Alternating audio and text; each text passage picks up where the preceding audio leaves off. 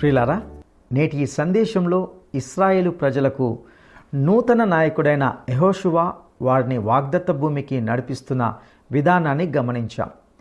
దేవుడు యెహోషువతో ఎల్లప్పుడూ తోడుగా ఉంటానని, అతన్ని ఎడబాయనని వాగ్దానం చేశాడు.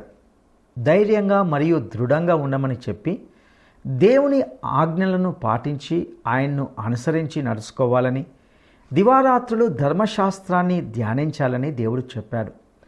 దేవుడు క్రీస్తునందు పరలోక విషయంలో ఆత్మ సంబంధమైన ఆశీర్వాదాలను మనకు అనుగ్రహించాడు.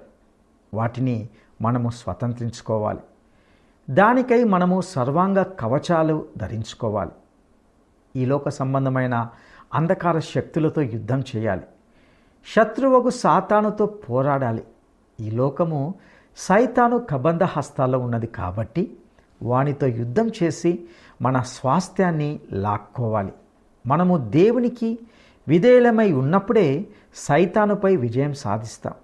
మనము యుద్ధం చేస్తున్నప్పుడు అందుకు తగిన సామర్థ్యాన్ని దేవుడే దయచేస్తాడు. దేవుడు యెహోషువను ఎంతో బలపరిచాడు. తనకు విధేయులైన వారి ద్వారా అద్భుతాలు చేస్తాడు.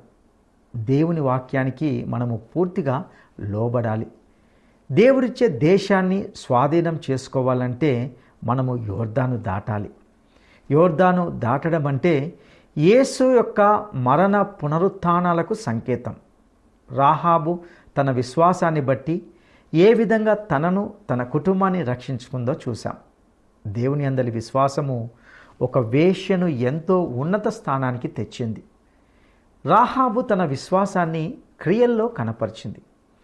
ప్రియ సహోదరుడా, సహోదరి, రాహాబు దేవుణ్ణి విశ్వసించింది కనుకనే ఆమె రక్షించబడింది. నీవు నేను రక్షించబడాలంటే యేసును విశ్వసించాలి. ఆయనను రక్షకునిగా అంగీకరించాలి.